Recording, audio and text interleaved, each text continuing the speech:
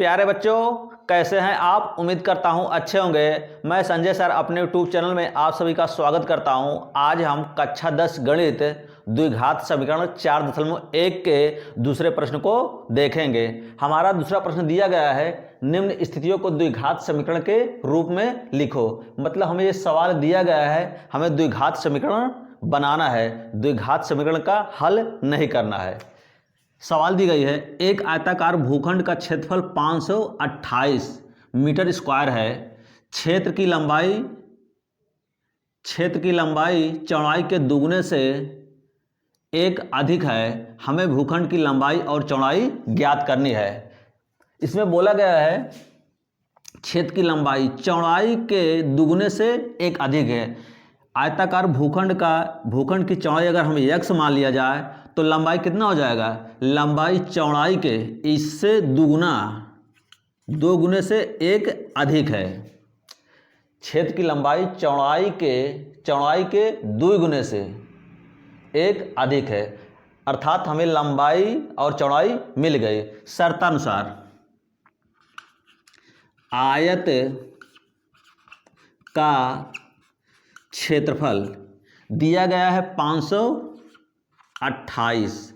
आयत का क्षेत्रफल का सूत्र होता है लंबाई गुणे चौड़ाई। 528 यल का मान दिया गया है 2x + 1 और चौड़ाई का मान दिया गया है x। 528 इसका इसमें गुणा करेंगे, गुणा में घाते जुड़ती हैं, एक घात और एक घात जुड़कर x 2x स्क्वायर हो जाएगा, 2x स्क्वायर हो जाएगा। इसका एक में गुणा करेंगे x हो जाएगा 528।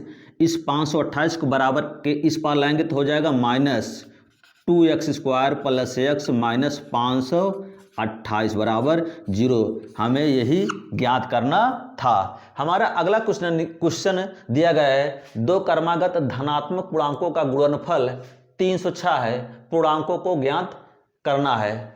माना क्रमागत धनात्मक पूर्णांक x + 1।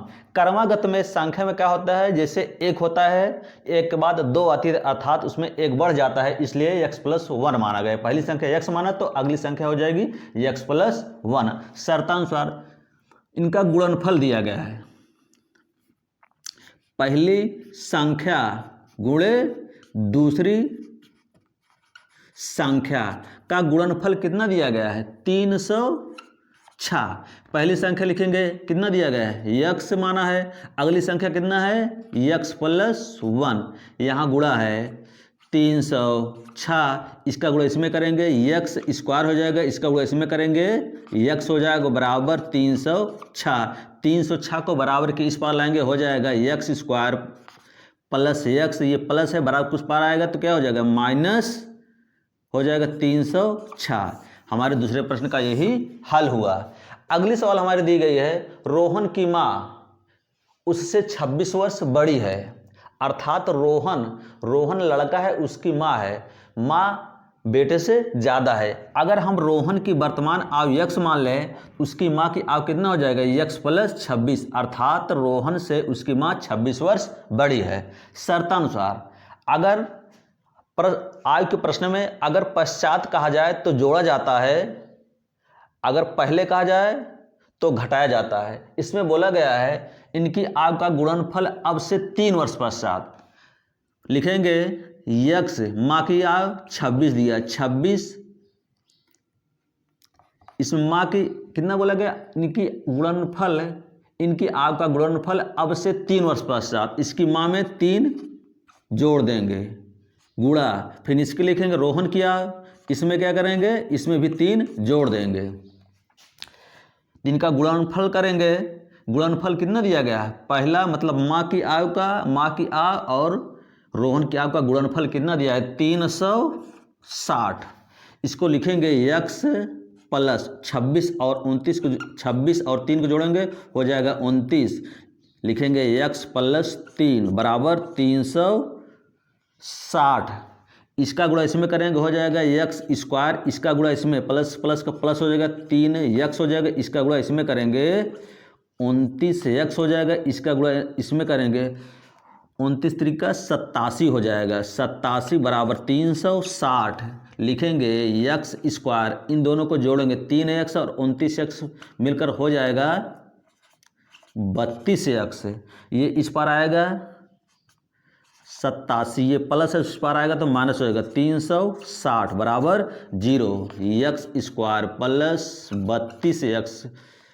अब इसको इसमें घटाएंगे कितना हो जाएगा 3, यहाँ बचा है 5, 15 में से 8 घटाएंगे 7, बचेगा 2, माइनस है तो माइनस हो जाएगा, ज़्यादा है माइनस लिखेंगे बराबर 0। यही हल है। हमारी अगली सवाल है, एक रेलगाड़ी 480 किलोमीटर की दूरी समान चाल से तय करती है। यदि इसकी चाल 8 किलोमीटर प्रति घंटा कम होती तो वह उसी दूरी को तय करने में 3 घंटे अधिक लेती है। हमें रेलगाड़ी की चाल ज्ञात करनी है। माना रेल गाड़ी की चाल बराबर x किलोमीटर प्रति घंटा। कुल मिला के हमें इस प्रश्न में समय को बराबर करना है। समय बराबर सूत्र होता है, समय बराबर होता है दूरी बटे चाल। शर्तानुसार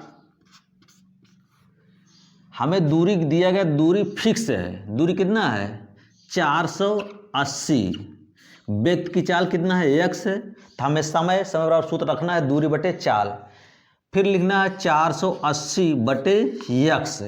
सवाल में बोला गया है यदि इसकी चाल हम 8 किलोमीटर प्रति घंटा कम कर दे। पहले चाल x थी, अगर हम इसमें 8 किलोमीटर प्रति घंटा अगर चाल इसकी धीमी कर दी जाए तो वह उसी दूरी को तय करने में 3 घंटे अधिक लेती है।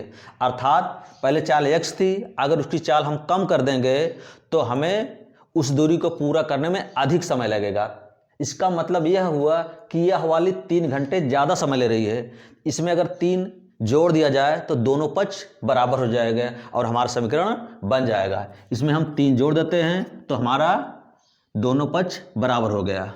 अब इसको उस पार लाएंगे तो कितना हो जाएगा 480 बटे x माइनस 8, ये प्लस है बराबर उस पार आ जाएगा तो माइनस हो जाएगा 480 बटे x बराबर 3 है।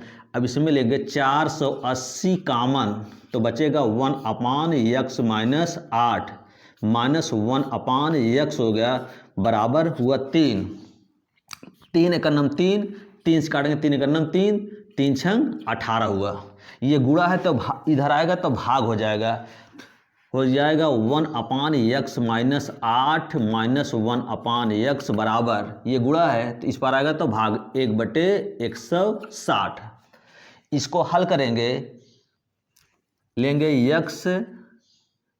x माइनस 8, इसका एलसीएम होगा, इससे हम भाग करेंगे तो ये कट जाएगा, x बचेगा, x गुणा इसमें हो जाएगा, 1 x हो जाएगा। अब x से भाग करेंगे तो इतना बचेगा x माइनस 8, x माइनस 8 के गुणा इसमें कर देंगे, x माइनस 8 बराबर 1/160। तो x माइनस इस माइनस से अंदर गुणा करेंगे, ये माइनस x हो गया, माइनस माइनस प्लस, इसका गुणा इसमें करेंगे x स्क्वायर माइनस इसमें करेंगे माइनस 8x बराबर 1/160। ये माइनस प्लस माइनस कैंसिल, ये प्लस x है, ये माइनस से कट जाएगा। अब इसका तुरंत गुणा करेंगे हो जाएगा x स्क्वायर, इसका पहले इसमें करें x स्क्वायर माइनस 8x बराबर 16 इसमें त्रिय गुणा करेंगे हो जाएगा 16×8 128, 0 लिखेंगे, इसको बराबर किस पार लाएंगे हो जाएगा x square minus 8x minus 1280 बराबर 0। यही हमारा हल हुआ।